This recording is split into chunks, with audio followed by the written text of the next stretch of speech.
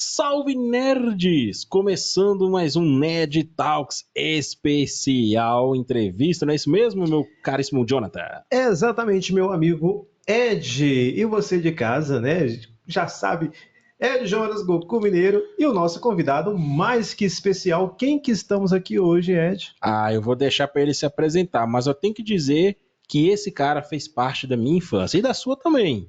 Eu vou contar uma história mais profunda aí da entrevista que vocês vão ver, que ele realmente fez parte da minha infância. Então, por favor, convidado especial, apresente-se. Olá, pessoal, tudo bem? Carlos Falati falando. Prazer imenso estar conversando com vocês hoje. E estamos aí para o que der e vier. Prazer todo nosso. E sem mais delongas, vamos começar, né, Ed? Exatamente. Carlos, por favor, fale um pouco sobre você para quem está nos assistindo, para quem está nos ouvindo, por favor. Bom, como tu sabe, eu sou Carlos Falati. Eu comecei a dublar mais nos anos 90, mas eu comecei como ator em 1967. Eu tinha 6 anos de idade para 7 anos e comecei fazendo radionovela. Eu estava escutando rádio um dia na fazenda, minha família é da roça, e aí escutei uma discussão e fiquei interessado em saber o que era. Fui perguntar para minha mãe, dela falou: é novela. E eu fiquei com aquilo na cabeça. Fui perguntar para minha avó, para entender melhor o que era novela, e ela não sabia, porque ela era polonesa. Aí ela perguntou para um evangélico, que era funcionário da fazenda, ele falou: novela é coisa do diabo. E eu ficava imaginando que era o diabo que falava no rádio. Aí, aí tinha uma diaba que tinha uma voz muito linda, que era GC Fonseca. E eu falei: nossa, mas essa diaba deve ser. Eu ficava imaginando a cara da diaba. E aí eu logo descobri que não era nada disso, e a emissora local começou a fazer novelas, e a minha professora de português, que ainda é viva, e a minha amiga, a dona Edith da Silva Chemin, ela falou: por que você não vai fazer um teste na rádio, já que você gosta tanto? E eu fui e eu nunca mais parei. Desde criança, 58 anos trabalhando direto. Que bacana, moço. Essa história aí da Diaba Pois foi é, muito depois interessante disso mesmo. veio teatro, fui para fazer teatro, veio a televisão. Nos anos 70 eu entrei na TV Tupi. Antes da TV Tupi entrei na TV local aqui no Paraná, em Curitiba, que era o Canal 4, que era acho que depois virou Silvio Santos, mas na época era Paulo Pimentel. E eles faziam teleteatro. E a gente fazia muito teleteatro. Depois entrei no Canal 6 de Curitiba, que era a TV Tupi filial. Era uma retransmissora da TV Tupi. Também fiz um curso de teleator e comecei a fazer telenovela. Participei da telenovela Maria Bueno, ao lado do Aguinaldo Real como protagonista. A Gilisa, que era uma das melhores atrizes do Paraná. E um elenco maravilhoso, com atores paranaenses que tinha grandes estrelas e astros aqui. Porque a televisão era muito forte aqui no Paraná, como acho que em Minas também era.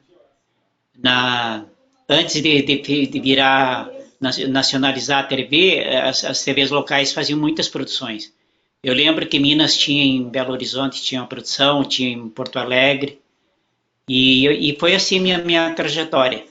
Aí em 78 entrei para a TV Tupi, logo ela faliu, e eu desisti de televisão e fui fazer um curso de teatro, porque eu até então era ator já profissional, que a regulamentação da lei do ator saiu em 78. Eu já tinha o DRT de ator porque eu fazia mais de 10 anos já de trabalho como radioator. E teatro, naquela época era assim, você tinha que ter 3 trabalhos profissionais comprovados, aí você tirava o DRT de ator, que é o registro profissional. Aí eu tirei o meu DRT quando entrei no Teatro Guaíra de Curitiba, que era uma faculdade, eu já era profissional. Aí foi só aprimoramento, né? Aí nos anos 90 eu fui para São Paulo para fazer o teste para uma novela na Globo, que era Olho no Olho. Só que demorou muito a sair a novela, eu fiquei em São Paulo dublando. Eu entrei na Alamo e comecei a dublar os grandes personagens que eu faço até hoje, que é o Skitter, os Anjinhos, eu faço o fio dos Anjinhos, estou dublando até hoje. Até essa semana eu tive uma escala. Graças a Deus que você continua aí alegrando a gente com a sua bela Pois voz. é. Ô Carlos, aproveitando o gancho aqui, me fala aqui, e antes da sua carreira artística, você tinha alguma outra profissão? Você sempre já teve ali aquele pezinho do ramo artístico, foi teatro, dublagem? Você fazia alguma coisa antes, fora da Na carreira verdade, artística? assim, eu fiz faculdade de psicologia clínica, porque a minha família, meu pai queria que eu fosse agrônomo, para Hum, trabalhar aqui na roça. E eu não tinha vocação nenhuma. Ou eu tinha que ser, ele falou assim, para você ser ator, você vai ter que fazer uma faculdade séria, ou medicina ou agronomia. Aí eu uhum. não tinha vocação para nenhuma nem outra, fui fazer psicologia clínica. Aí quando eu cheguei no estágio, nas clínicas mesmo, aí o bicho pegou. Eu sabia que eu não tinha nenhuma vocação, nenhuma coisa nem outra. Meu lance era ator. Mas aí eu fazia faculdade de letras também ao mesmo tempo. Porque como eu gostava de escrever muita novela, escrevia muita novela para rádio já desde adolescente. E letras me ajudam muito por causa da literatura e aí foi só um crescimento legal. Eu sou formado em Uhum. 3 faculdades: letras, psicologia clínicas e artes cênicas. A arte cênica era no Teatro Guaíra, que era um curso livre, e depois virou faculdade na Universidade Católica. E aí eu fiz pela Católica. O curso de teatro ainda existe em Curitiba e é um dos melhores ainda, mas agora é numa outra faculdade. Que bacana, moço. Igual eu disse, que bom que você escolheu aí ser dublador, né, Ed? Exatamente. E Carlos, aí eu tenho que te perguntar, e a dublagem? Como que você foi parar na dublagem? Como que isso aconteceu? Então a dublagem foi assim: eu fui para fazer o teste da Globo e ia demorar. Aí, e nesse mesmo tempo eu fui com espetáculo em cartaz. Tinha um espetáculo que a gente montou em Curitiba, que era o New York, e a gente foi apresentar em São Paulo no Sérgio Cardoso. Aí eu aproveitei para fazer contato com a Globo e eles falaram: "Ó, vai ter um teste para a novela, mas vai demorar um pouquinho." Daí o pessoal falou: por que você não vai dublar? Porque como eu fazia muita novela de rádio, eu fazia muitas vozes. Fazia criança, mocinha, velha, o garoto. E e aí, tipo, fui para Alamo, fiz um estágio na Alamo de 3 dias. Eu era bem louco, porque tinha que fazer um estágio, naquela época não tinha curso. E eu fiz 3 dias de estágio com a Nair Silva, que já faleceu. Daí ela falou assim: mas se 3 dias você já quer fazer teste, se você passar, você não vai ter, se não passar, não vai ter outra chance. Mas eu falei: não, eu quero fazer, porque eu era muito metido, porque como eu fazia novela de rádio, era muito parecido à técnica de dublar. Eu fiz e passei no teste. E daí, já lá em seguida, já fui escalado para bons papéis. Eu sempre fiz coadjuvante e alguns protagonistas, por causa da minha voz. Como a minha voz é muito caricata, fico mais para desenho, para garoto, para adolescente. E foi assim minha. E até hoje, depois em 2014, eu virei diretor de dublagem e estou dirigindo. Aliás, ontem eu dirigi 2 atores famosos, que é a Zódia Pereira e o Baroli, e dublei também com a Úrsula Bezerra, os Anjinhos, e assim foi. Mas todos os grandes personagens que eu fiz foi presente da Alamo, do seu Michael, que era o proprietário, ele que me escalava, e foi assim uma trajetória bem legal de dublagem. Poxa, e a Alamo foi muito importante aí no estado de São Paulo, assim como a Herbert Richards foi no Rio de Janeiro. Então, você tem muitos anos na dublagem e eu tenho que te perguntar, você lembra do primeiro personagem que você dublou ou o primeiro personagem assim que você dublou que marcou você? Então, na verdade, o primeiro personagem que eu dublei foi As Aventuras do Pequeno Nemo, era um esquilo. Eles faziam os grunhidos. O Pequeno Nemo não é o peixe, é um garoto que ele viajava tipo o Fantástico Mundo de Bob. Ele voava numa cama e o esquilo era o melhor amigo dele. Foi a primeira dublagem que eu fiz, foi com o Eduardo Camarão me dirigindo, lá na Alamo. Mas a primeira, que seria a primeira, seria uma das irmãs da Cinderela. Só que naquela época eu não tinha telefone, eu tinha recém-chegado em São Paulo no começo de 91, e aí era um bip. E eu tocou o bip e eu não escutei. Era de sexta-feira. Quando foi segunda que fui retirar o recado, eu já tinha passado a escala, mas eu fiquei tão desesperado. Aí a Anaí, para me atazanar, falou: Nossa, o seu Maico ficou muito, muito bravo com você. Aí eu fui pedir desculpa para ele, que eu não tinha ouvido. Ele falou: Não, terão outras oportunidades. Aí eu fui escalado já para fazer o Skitter. O Skitter não, o esquilo do Pequeno Nemo. Aí veio Minha Casa de Cachorro, acho que é Casa de Cachorro, que eu fazia o Garotinho Tim, já era uma série, dirigida pelo Lézio Ramos. Aí foi o meu segundo trabalho. Aí já veio todos os personagens. Veio Animais do Bosque dos Vinténs, As Aventuras de Babar. Aí já veio o Skitter do Doug. Eu dublei tudo ao mesmo tempo. Eu entrava na aula às 6 horas, às 8 horas da manhã, saía às 6 horas da tarde. Eu ficava praticamente o dia todo lá dublando. Bacana demais. Ô, Carlos, e se fosse para você nos dar um conselho de qual que são os passos para se tornar um dublador? O que que você falaria para a gente? Para se tornar dublador, primeiro tem que ser um ator profissional, tem que fazer um bom curso de teatro e fazer um curso de dublagem para você pegar técnica, porque a dublagem é um trabalho muito rápido. Você tem que chegar no Uhum. estúdio e executar. Se botou o olho, você tem que saber o que está fazendo. Então, para ser um ator bem versátil e bem ágil, porque quanto mais ágil você for, mais você é escalado. Infelizmente, eles não estão pensando muito na qualidade de interpretação, é mais na questão de agilidade mesmo. Entendi, né? É porque eu gosto de brincar nas minhas redes sociais que eu faço fan dublagem. A fan dublagem, você acha que se eu for seguir carreira de dublador, ela pode me dar um pouquinho de experiência, um pouquinho assim de agilidade na hora de pegar a sincronia? A sincronia na verdade, é uma parte meio difícil no começo, mas você pega a prática. O mais Uhum. complicado é a leitura rápida, que você tem que ter ágil, e a interpretação. Tem que ter uma boa interpretação e uma leitura rápida. Se botou o olho, você tem que ter uma memorizar, porque tem texto pequeno que você não tem como você ficar lendo e olhando a boca do personagem. Então você decora as primeiras frases e encaixou a primeira frase na boca, você pode abaixar o olho para ler, porque é só seguir o ritmo. Dublagem é ritmo. Você seguindo o ritmo do personagem, porque é assim, já vem pronto. A emoção vem pronta, você não tem que copiar nada, não tem que inventar nada. Você só vai copiar o que está pronto. E vai dar uma identidade nacional, porque por isso chama-se versão brasileira. Tem que ter uma identidade com a nossa realidade, com as nossas piadas, nosso jeito de falar, as coisas Uhum. que identificam o que é nacional, entendeu? Correto. A dublagem é uma coisa muito bacana nesse sentido. Então eu já posso desistir, porque minha, minha memória é Que horrível. isso? Não, se entrega assim não, né, Carlos? O cara nem entrou e já tá se É, entregando. Carlos, você falou da questão da qualidade da dublagem e tudo mais.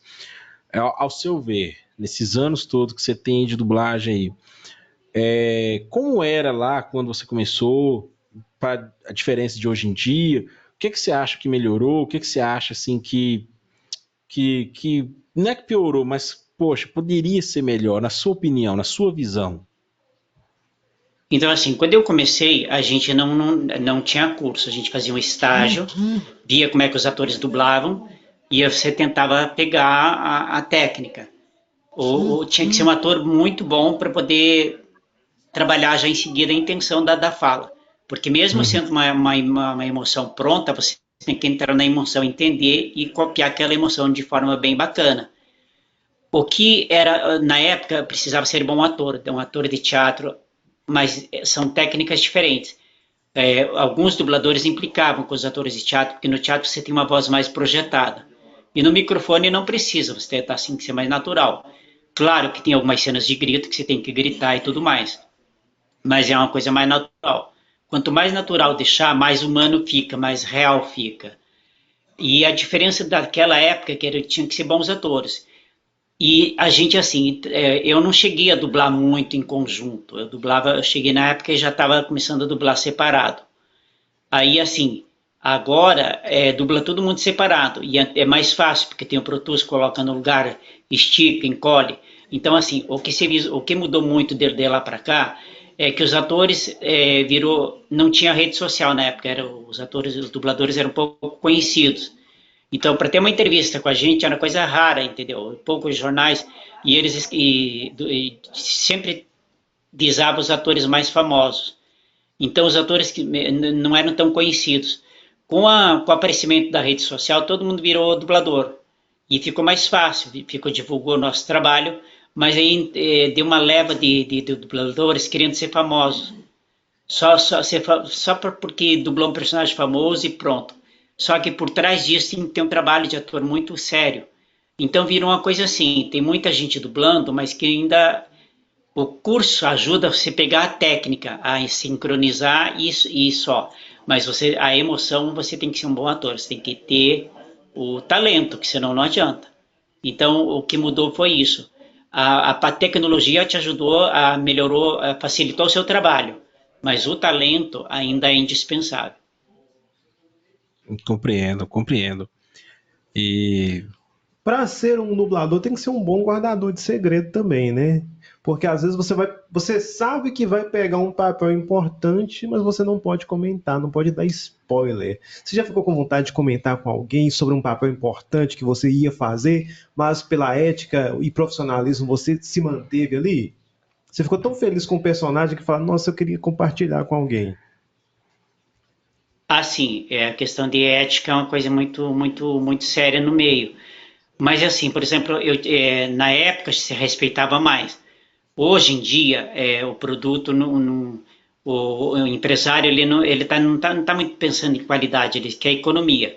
Daí assim, eles Uhum. trocam o personagem, trocam a voz do ator sem muito avisar, e isso gera uma confusão muito grande para o fã, porque os fãs são fiéis ao nosso trabalho. Por exemplo, quando eu fiz o Fantástico Mundo de Bob, eu substituí o Sérgio Rufino, quando eles me escalaram, eu falei, nossa, mas esse personagem é do Sérgio, não posso fazer isso. Eu liguei pro Sérgio e perguntei, Sérgio, o que está acontecendo? Ele falou, não, tudo bem, você pode aceitar porque eu estou com problema na corda vocal e não vai ter problema não. E aí eu pedi a autorização dele para fazer o personagem, o Bob, só que quando era por SBT. Só que quando a minha voz foi por SBT, os fãs não aceitaram, porque a minha voz é muito diferente da do Sérgio. Aí eu fiquei fazendo o Bob para Fox Kids e o Sérgio voltou a dublar tudo que eu tinha dublado para SBT. Então, isso é uma questão de ética, de respeito pelo trabalho do outro. E Uhum. não divulgar. Tanto é que agora a gente assina termos de compromisso para não divulgar nada o que está dublando. Porque já houve atores, principalmente no Rio, que pegavam páginas de textos de coisa de problema de produtos inéditos, e isso dá uma confusão muito grande. Você pode gerar um processo tanto para a empresa quanto para o ator.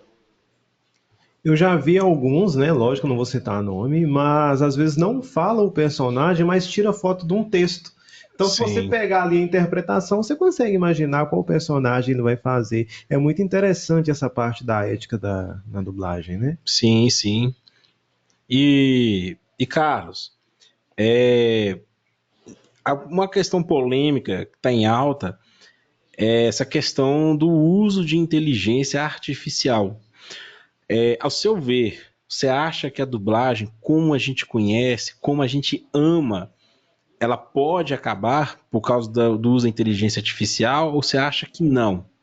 Que vai ajudar a incrementar, vai ajudar a aprimorar? Qual que é a sua opinião sobre a inteligência artificial na dublagem?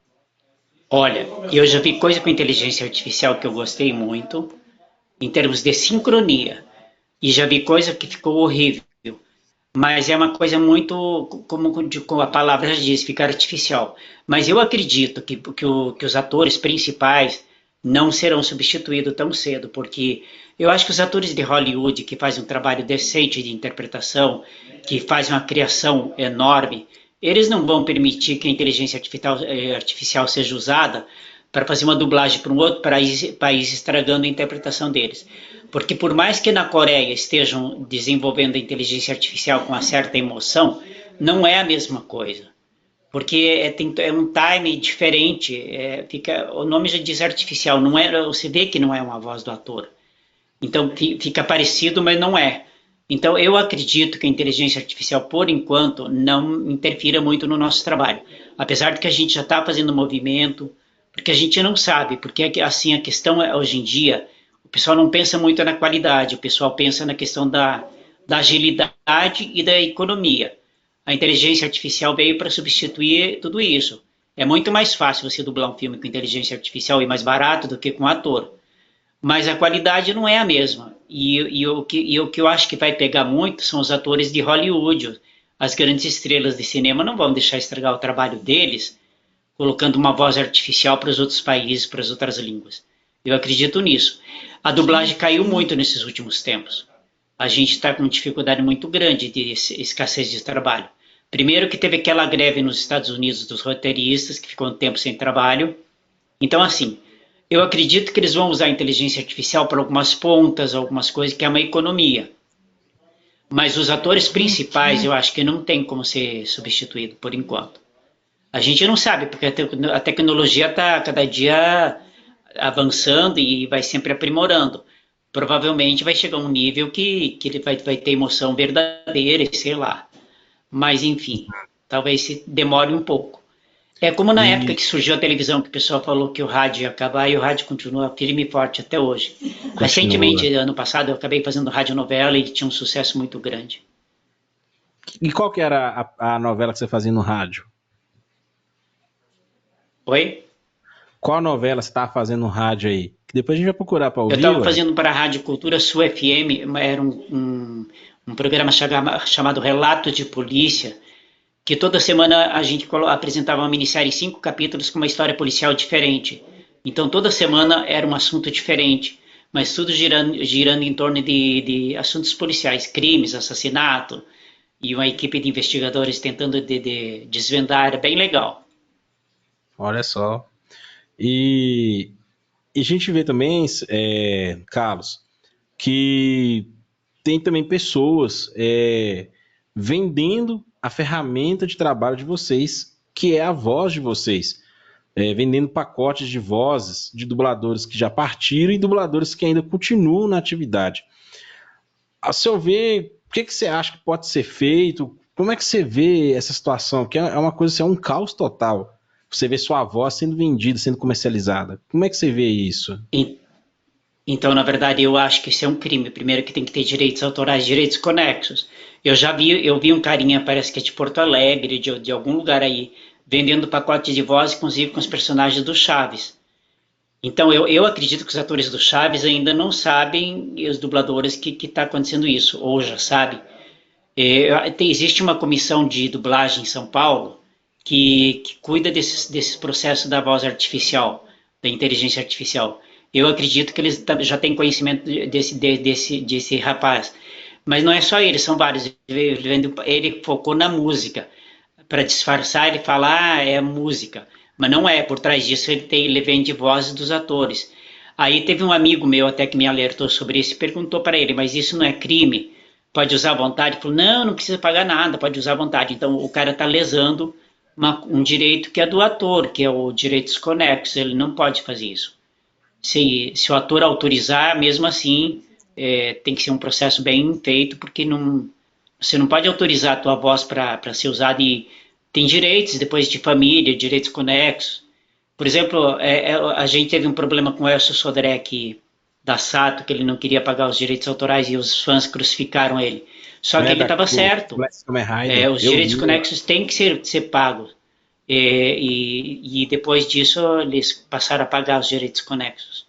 Explicando, direitos conexos é tipo quando uma novela reprisa na Globo, por exemplo, e o ator ele recebe o cachê, mesmo a novela já ter sido feita, né, há muitos anos, porque é a imagem do ator.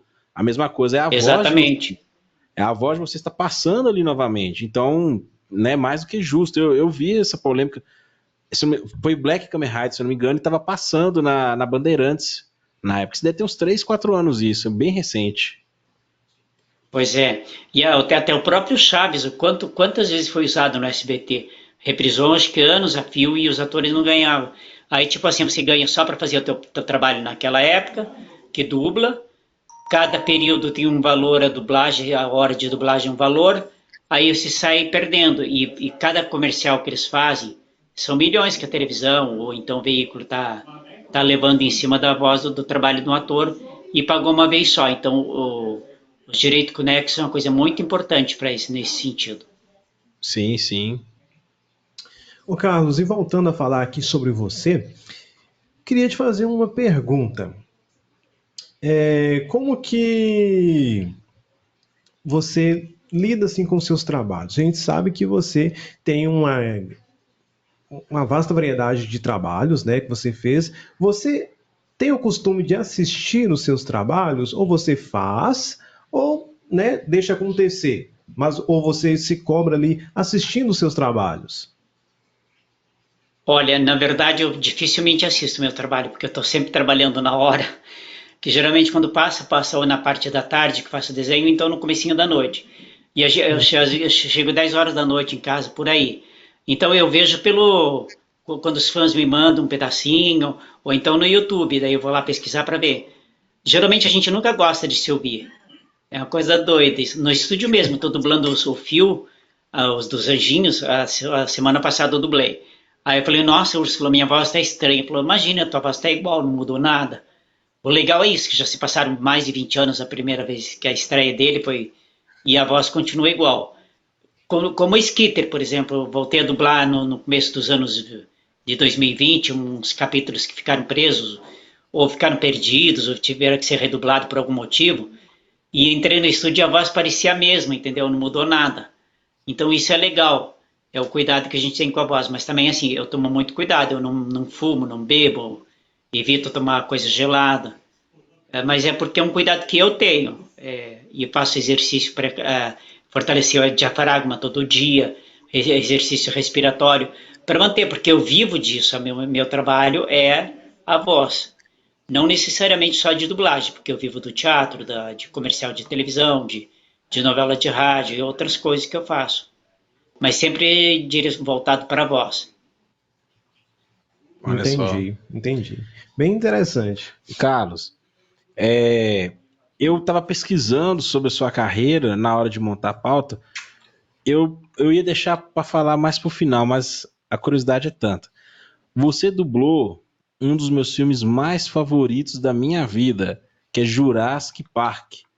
Você dublou o menininho lá, o Tim Murphy. E eu descobri que você foi escolhido a dedo pelo Steven Spielberg. Como é que foi isso? Pois é, isso é verdade. Pelo menos é o que se fala, né? Eu era da Alamo. Na Alamo nós éramos em 120 atores. Era 120 dubladores em São Paulo inteiro na época. E 80 atores fizeram teste para o filme, para pegar o personagem. E vários garotos e gente que fazia voz de garoto, porque naquela época criança não dublava. Era só a mulher que fazia voz de garoto, no caso Angélica Santos, a Úrsula, até uma Lúcia. E aí assim, aí eu fui lá e eu estava entre os, e não passou ninguém. Daí eles chamaram o restante dos atores do elenco, mais 40 atores que sobravam, e eu estava entre os 40. E por incrível que pareça, eu fui escolhido pelo próprio Spielberg para fazer o Tim. E ele escolheu as vozes para os atores principais, e pelo menos foi o que a Anair Silva na época falou, ela veio me dar parabéns. Até o próprio seu Michael, que era o dono da Alamo, veio falar que eu tinha sido escolhido por ele. E foi uma coisa legal, porque no dia seguinte abriu muitas portas para mim já. Várias outras empresas me chamaram para gravar novela mexicana, e foi abrindo porta, foi por aí. Começou com Spielberg, com Tim.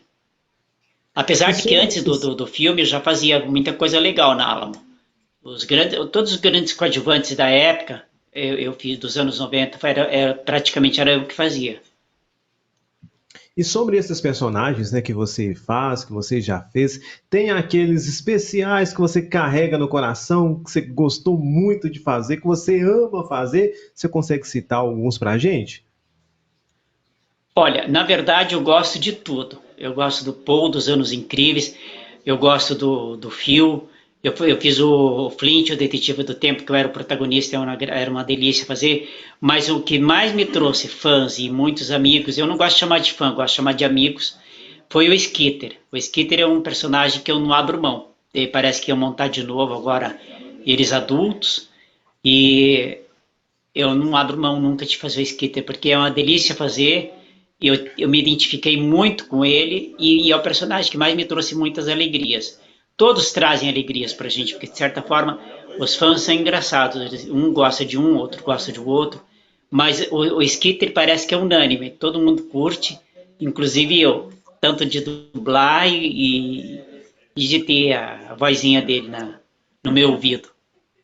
E falando em vozinha, você consegue dar uma palhinha assim pra galera que tá em casa lembrar aí, talvez não tá... Os nostálgicos. Os nostálgicos, lembrar aí Como do eu. Skitter.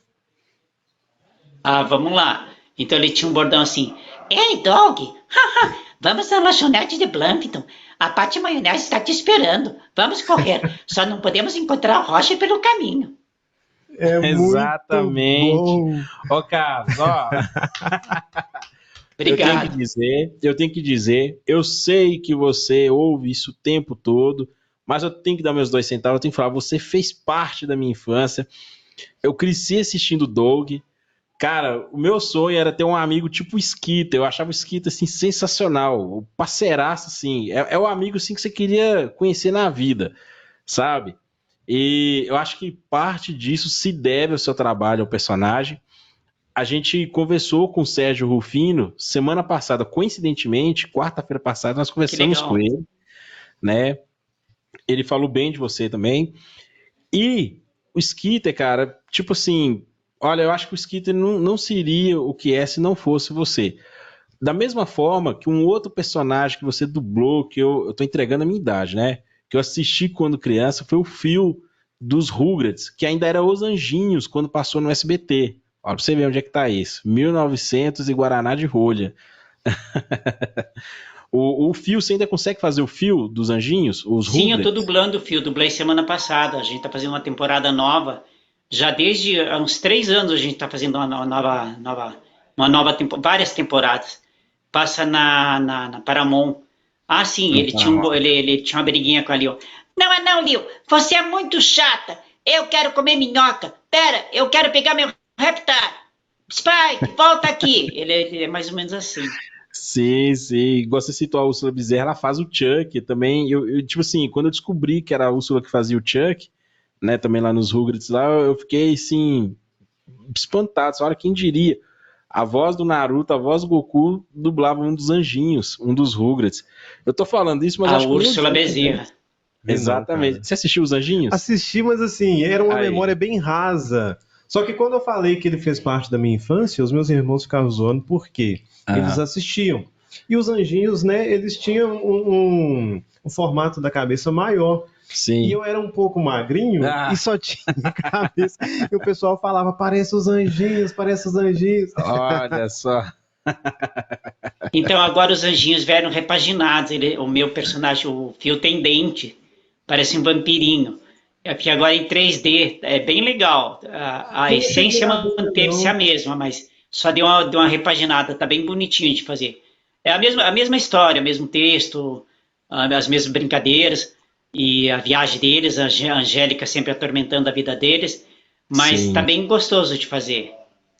Ô Carlos, eu não pude deixar de notar uma dúvida. Qual o cuidado que você tem com a sua voz?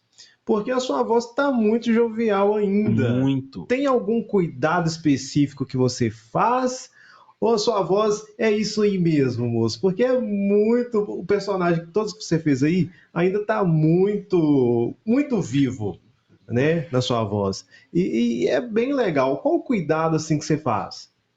Então, na verdade, eu tive bons professores de técnica vocal, tanto para teatro quanto para canto lírico. Eu fiz canto lírico. Durante 8 anos eu estudei canto lírico com grandes professores.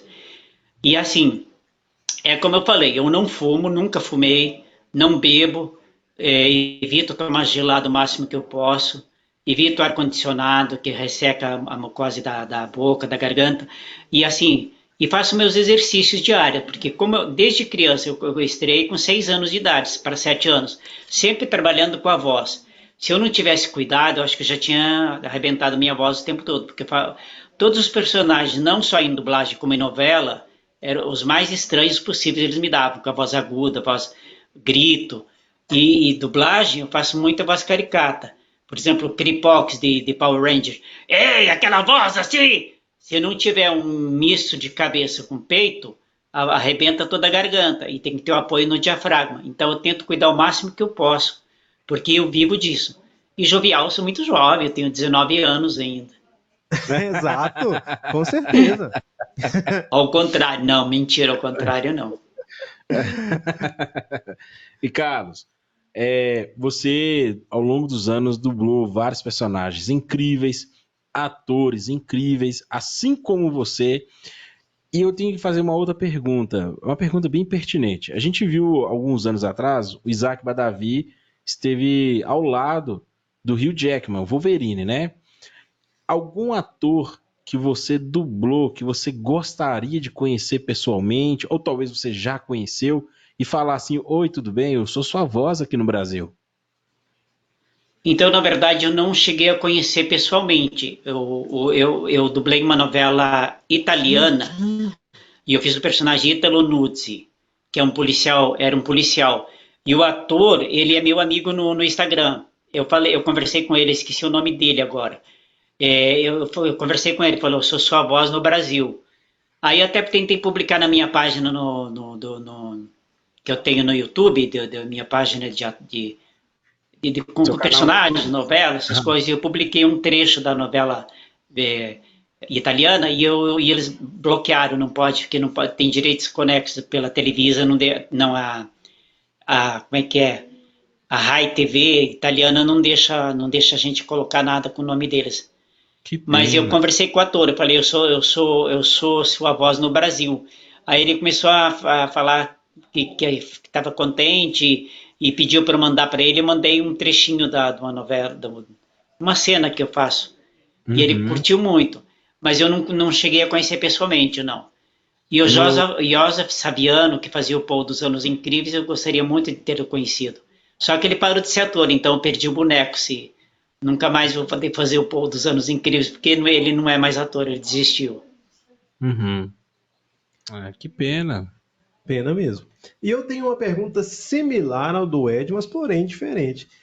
Tem algum personagem que você não dubla, mas você tem vontade de dublar, que você vem e fala: olha, minha voz encaixaria bem para esse personagem. Tem algum personagem específico, assim, que você teria vontade de dublar? Então, na verdade, assim, eu já me conformei, porque na dublagem você fica marcado pela voz. Eles Uhum. falam que eu tenho a voz específica, que é a voz de leve, a voz de criança, a voz de jovem. Então, dificilmente eles me escalam para personagem adulto, mais sério, porque eles acham que não fica bom. E eu também me ouvindo, daí a gente fica meio que traumatizado, eu também acho que não fica bom. Para adolescente, criança, por causa do meu timbre de voz, eu acho que fica legal. Então, eu não tenho muitas aspirações, assim, o que vier eu faço. E eu me dedico ao máximo. É, dou meu sangue para ficar, porque eu fico pensando em quem está me ouvindo do outro lado. Então é assim, mas assim, de desejar, de fazer. É claro que eu adoraria fazer protagonista.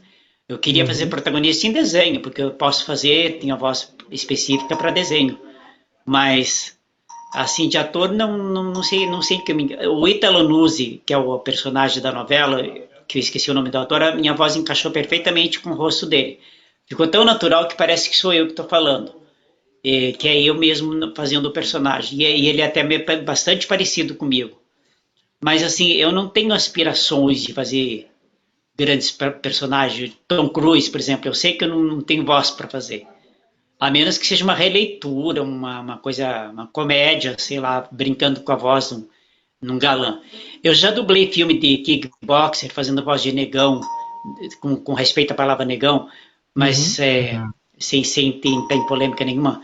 É só maneira de falar.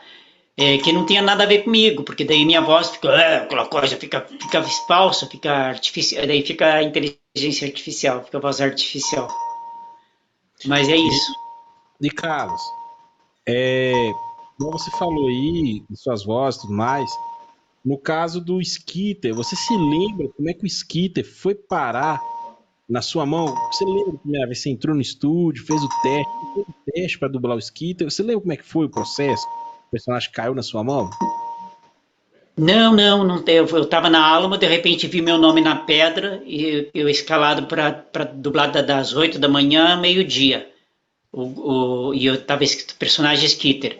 Eu não fiz teste, não. Eu fiz teste quando foi para Disney, daí eles fizeram um teste e parece que continuou só eu e a Leonora Prado. Ele foi substituto de todo mundo. A Leonora Uhum. que faz a parte maionese. Mas eu não fiz teste para Skitter, não. Nem para os anjinhos, eu fui escalado direto. E eu, a maioria dos personagens, nem eu só fiz pro Tim do Jurassic Park, foi só. O resto eu não fiz, nunca fiz teste. Eu Uhum. era escalado direto já pelo. Nem o Flint, o Detetive do Tempo, eu não fiz teste, fui escalado direto. Eu fiz. Esse, E tem um personagem que eu gosto muito também, que é o Eugene do Ray Arnold. Ele era muito atrapalhado, super azarado. Ele se arrebentava inteiro e falava: eu tô legal. Eu também voltei a Olha dublar só, ele esses dias, uns 2 ou 3 anos antes da pandemia. Um que filme que legal, veio sobre. eu lembro desse desenho E é aí, legal. E voltando só uma coisinha que você falou da. Todo mundo fala para mim que eu fiz parte da infância. Eu acho muito legal isso. E ao mesmo tempo me assusta um pouco, porque eu vejo um marmanjo com barbado falando que eu fiz parte da minha infância. Eu falei, meu Deus, eu tô ficando velho, então. Porque. Mas é engraçado isso. Porque a gente não acha que não envelhece, porque o interior da gente não envelhece. Eu Uhum. fico assustado quando vejo que eu estou sem cabelo, que eu tenho ruga, mas o interior parece que eu sou mesmo quando fazia skater naquela época, dos anos 90, que eu tinha Uhum. 30 e poucos anos.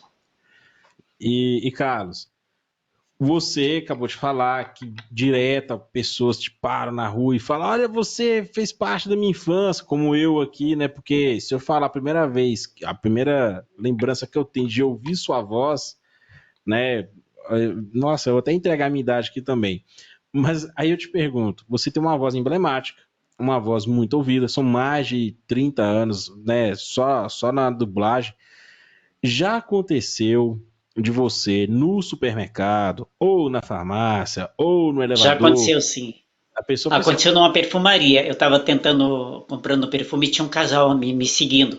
Porque eu estava falando com um amigo que estava junto comigo e o cara ouviu minha voz e ficaram. Daí eles começaram a me seguir. Eu pensei, meu Deus, será que eles vão me assaltar dentro da loja? Aí o cara falou, por acaso você fez o Paul dos Anos Incríveis? Eu falei, fiz. Aí foi uma choradeira, abraçou, tirou foto. E aí o pessoal da loja já fez um desconto. Foi ótimo que fizeram um desconto excelente nos perfumes. Levei vantagem. Outra vez no metrô, eu estava brincando com uma minha sobrinha e fiz a voz do skater. Nossa senhora! Choveu gente para tirar foto. E tinha gente chorando. Ai, você fez minha infância feliz, obrigado por tornar minha infância feliz. E foi muito legal. Eu curto, eu gosto desse reconhecimento sem ser arrogante, entendeu? Eu nunca fui uma pessoa arrogante. Porque tem uhum, gente que se acha, entendeu? Eu acho que a gente trabalha para o público, tem a obrigação de tratar bem o público que curte o trabalho da gente.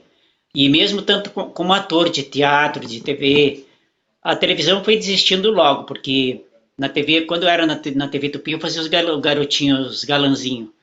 Mas fiz muito pouco. Depois para a Globo, fui fazer porteiro na Globo, porteiro na SBT, porteiro na Record. E falei, não, não quero ficar marcado por ser porteiro, não.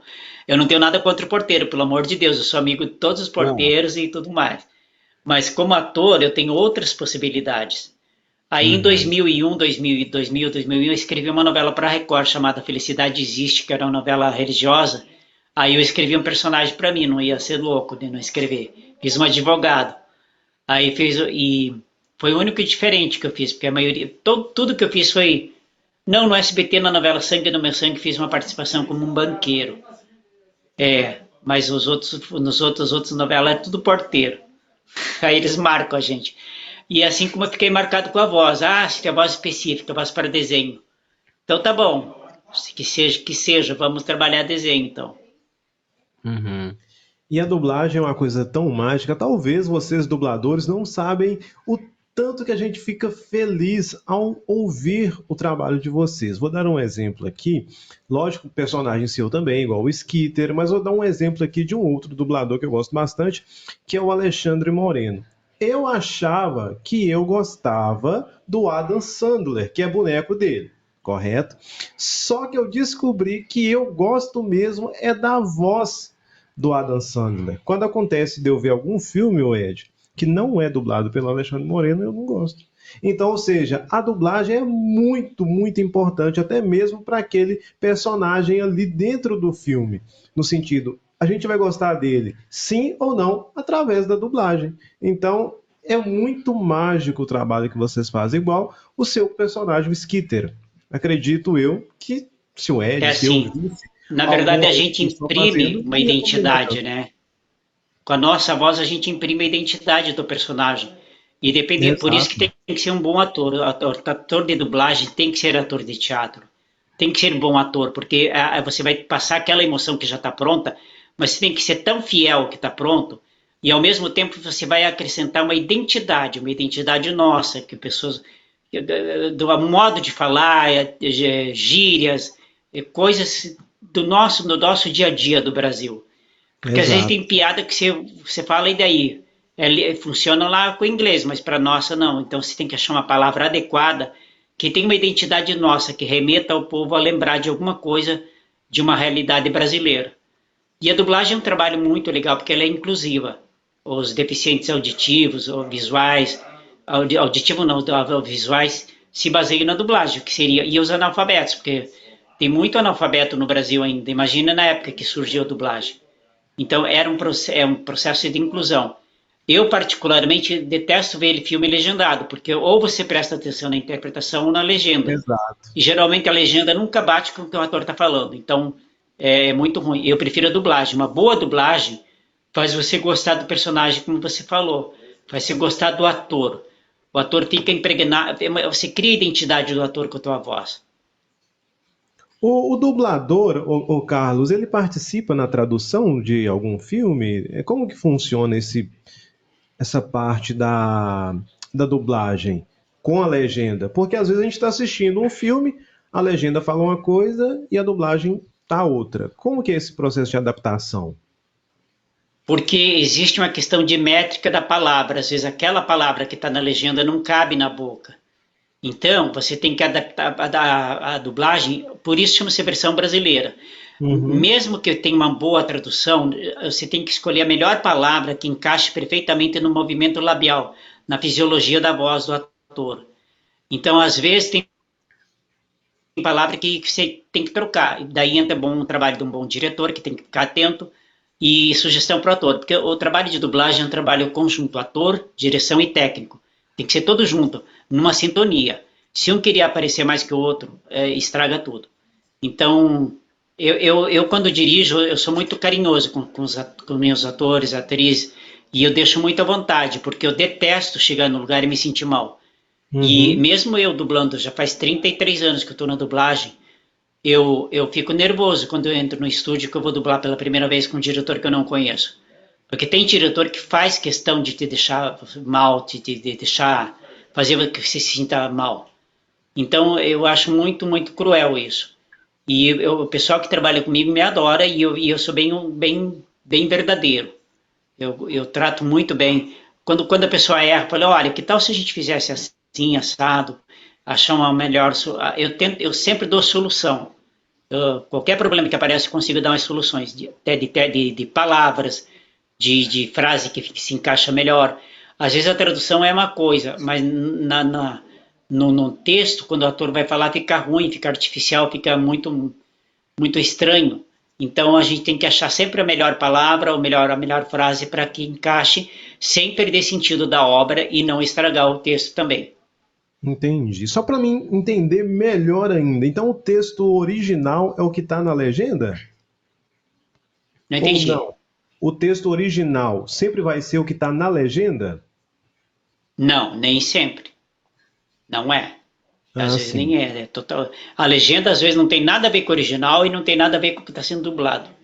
Eu não Porque sei às de onde vezes é que tira aparece essas assim. coisas. Não sei se vocês já viram. Por A esses filmes que legenda. você vê em viagem de excursão em ônibus, meu Deus do céu.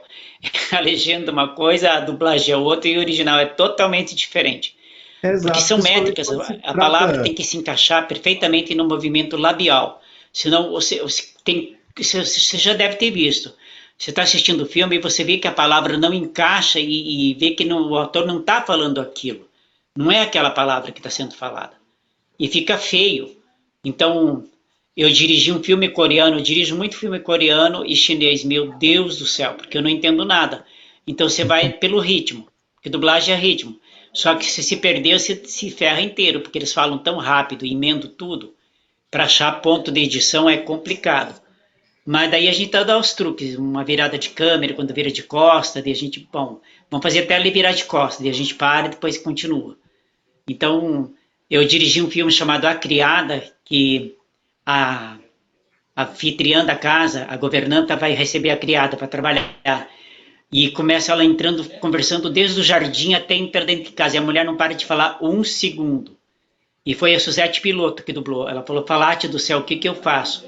Falei, vamos com calma, vamos ver umas viradas de câmera, quando ela virar de costas, faz até ela virar de costas, depois a gente emenda. Aí deu tudo certinho, mas é complicado às vezes. E aí eu leio muito texto.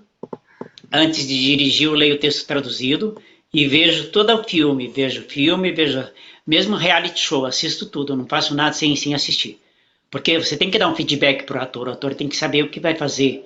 Eu acho muito legal você chegar no estúdio e o diretor se preocupar com você e orientar, falar, olha, acontece isso, essa cena quer dizer isso. Eu acho que daí o trabalho fica bem legal. Essa é a diferença da boa dublagem e a dublagem feita nas coxas. É quando você tem cuidado com o que está fazendo. E eu, quando Exato. fui lançado como diretor, eu fui lançado já no Leão, dirigindo Elcio Sodré, Fábio Moura, Tata Guarnieri. Meu, eu tinha que ter uma noção do que eu estava fazendo, porque eu não podia jamais pecar com eles. Porque além deles serem meus ídolos, e eu fui muito dirigido por eles.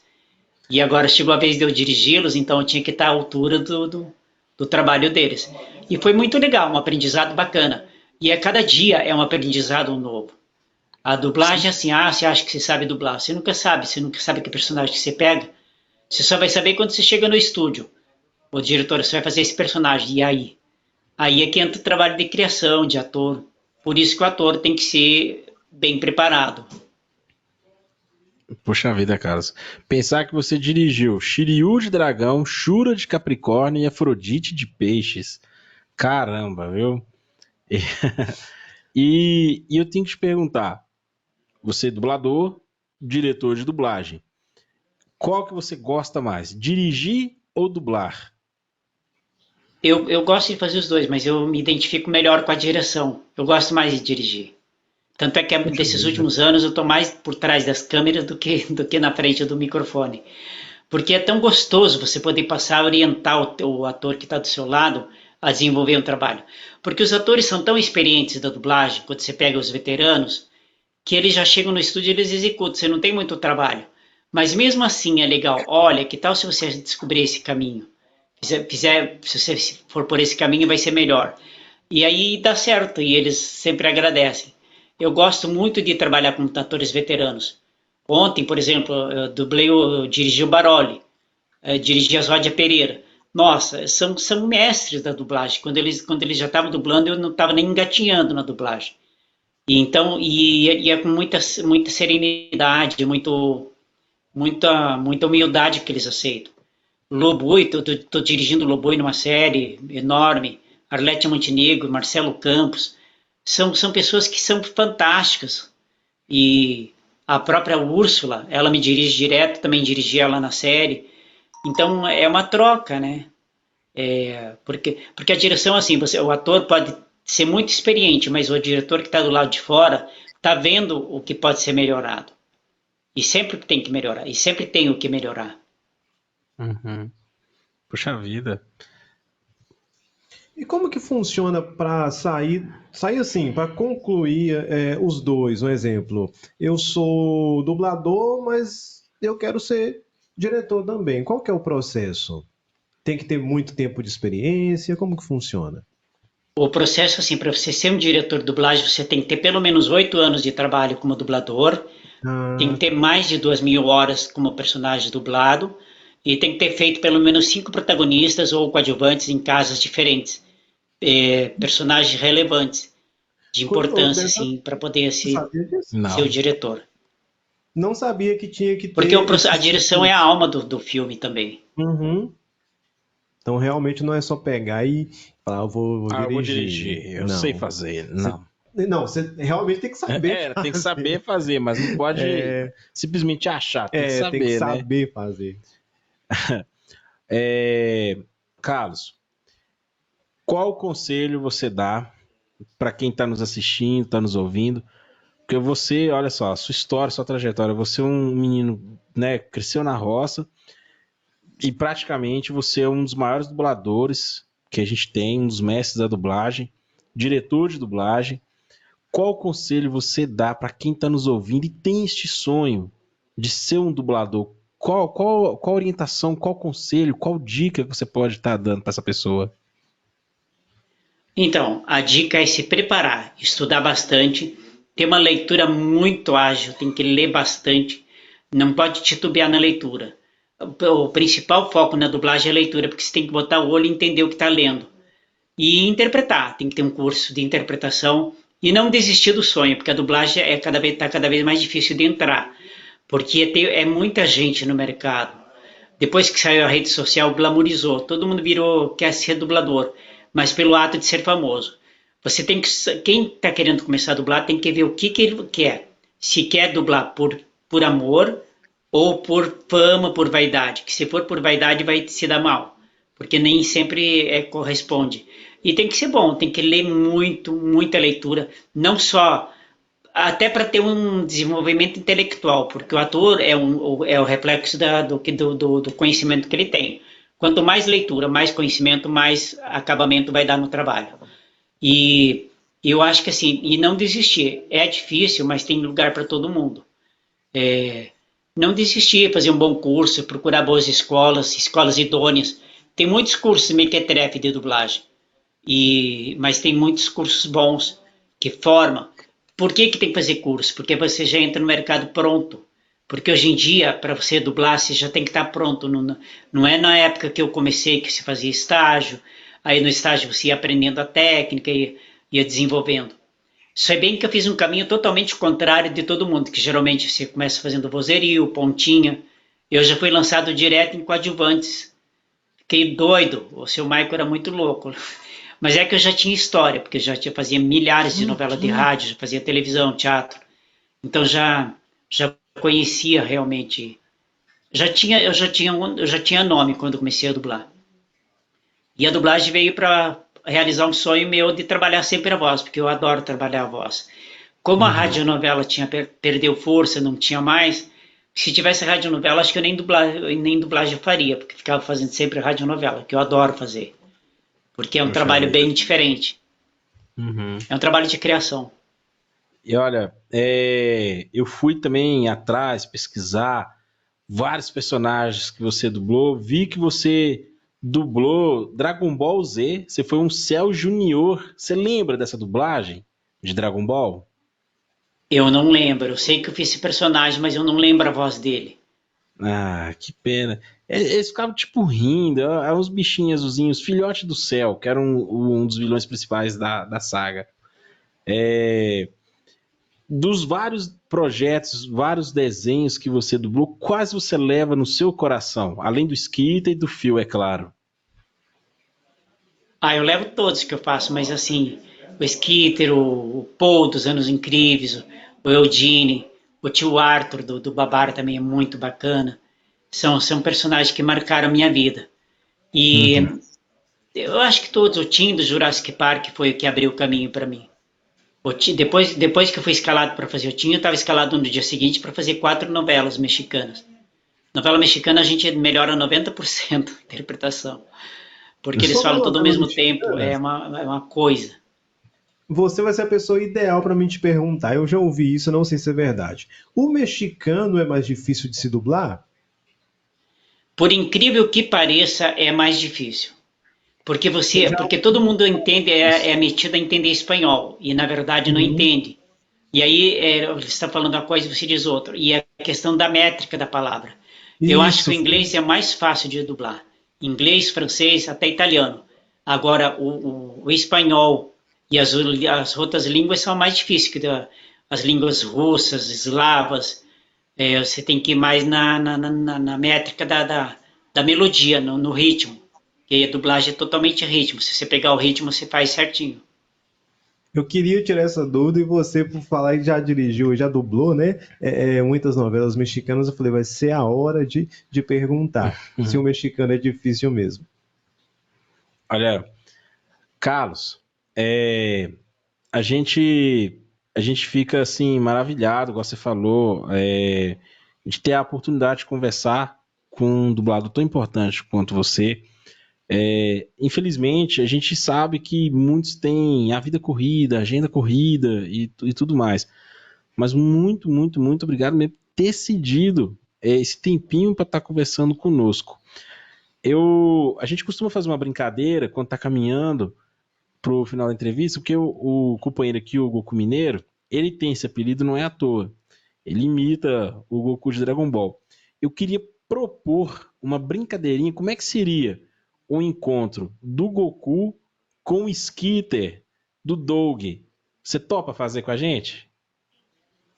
Topo, mas eu não sei fazer a voz do Gugu. Vocês fazendo isso, né? O Jonathan faz a voz do Goku e você faz o Skitter. E tipo assim, mais ou menos a deixa vai ser assim: o Goku vai estar procurando o Vegeta para treinar, mas vai topar com o Skitter. E vai perguntar se viu o Vegeta. Pode ser? Pode, vamos lá. Bora lá então. Vai lá, o Goku A gente começa. cria o texto, a gente cria os textos aí. É improviso, Aí, né? improvisa. Isso. Isso aí, bora lá. E aí, você aí, coleguinha? Eu estou procurando meu amigo chamado Vegeta. Você viu ele passar por aqui?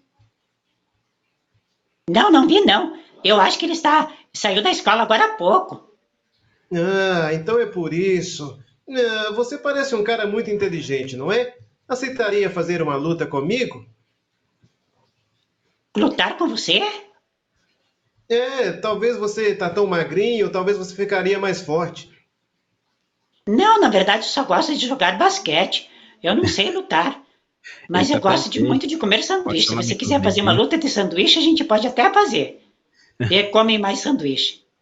Você Mas deve se ser você um. quiser lutar, vamos lá. Ei, vamos lá. Eu confundi você, você parece ser de um planeta de um amigo meu chamado Piccolo. É que você é verde igual ele. Eu não Ah, entendi o que você falou, dá para repetir? o meu amigo, ele é verde, veio de um planeta chamado Namekusei. Pensei que você também fosse de lá. Eu não fui lá. Ah, eu não sou de lá, não. Eu sou verdinho, porque eu sou uma espécie diferente. Eu sou um mosquito verde. Eu sou de outra galáxia. Ah, tá. Gente, Então não vou te atrapalhar. Obrigado, amiguinho. Tchau. tchau, tchau. Gente, que mico. Muito bom, muito Não, bom. não, muito bom, muito bom. A gente vai até fazer uma animação com isso. Ficou muito bom, Carlos. Sério mesmo. Muito bom mesmo. Carlos, a gente está chegando no final do nosso bate-papo. Novamente, eu só tenho a agradecer por essa honra, essa oportunidade. Quando você vier a Minas, dá um chego aqui em Goiânia, você comer um pão de queijo, um doce de leite, tomar um cafezinho, tá certo? Você desfrutar aqui das coisas boas que Goiânia tem. E antes da gente encerrar, você gostaria de deixar uma mensagem, alguma coisa para quem está nos ouvindo? Então, primeiramente, eu quero agradecer a oportunidade de falar com vocês, o carinho do convite, de não ter desistido na primeira tentativa que a gente teve, não deu Jamais. certo, e agora deu certo. E então, eu acho que assim, acho que a gente tem que, eu pegar um filme argentino chamado A Outra História, que tem uma frase que é assim: lute pelos seus sonhos, por mais loucos que possam parecer, porque ninguém vai lutar pelos seus sonhos. Então você é responsável pelo seu sonho, mas o sonho tem que ser incluindo por um objetivo.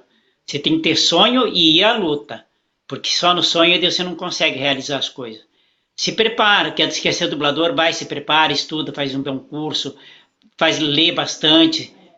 O mercado é extremamente competitivo. Então tem que ser, quanto melhor você for, mais chance você vai ter de trabalhar e de realizar seu sonho. Muito obrigado pelo carinho do convite e a simpatia de vocês. E com certeza, chegando em Minas, eu darei um toque para vocês. Ah, não, valeu demais. A gente agradece muito, principalmente para mim. Eu tirei muitas dúvidas com você aqui, que realmente eram dúvidas que eu tinha sobre a legenda, sobre os mexicanos. Foi um bate-papo maravilhoso que eu não queria que acabasse, né?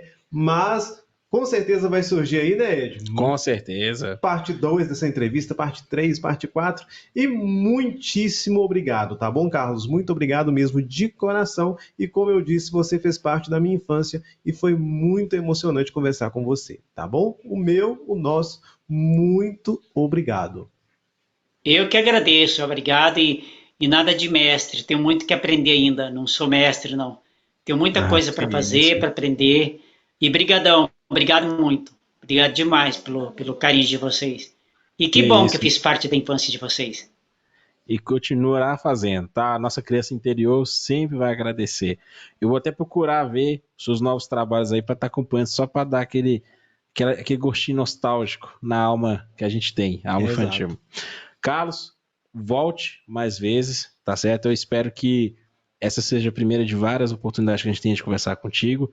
E, novamente, muito, muito obrigado por tudo. Não só por essa entrevista, mas por tudo que, de certa forma, você fez para a nossa vida com o seu trabalho magnífico, tá bom? Tá bom, obrigado a todos que acompanham meu trabalho e que curtem meu trabalho. E obrigado a você que não curte também, não sabe o que tá perdendo. É isso aí. Beijão. Beijo. Tchau. Tchau. E Então, é isso galera. aí. Tchau. Pode ir lá. Vai, mais. cara, é isso aí. Mais um Nerd Talks aí. Isso aí, mais um Nerd Talks. E simbora pro próximo, né? Exatamente. E tchau. Tchau. Tchau, tchau. Até a próxima.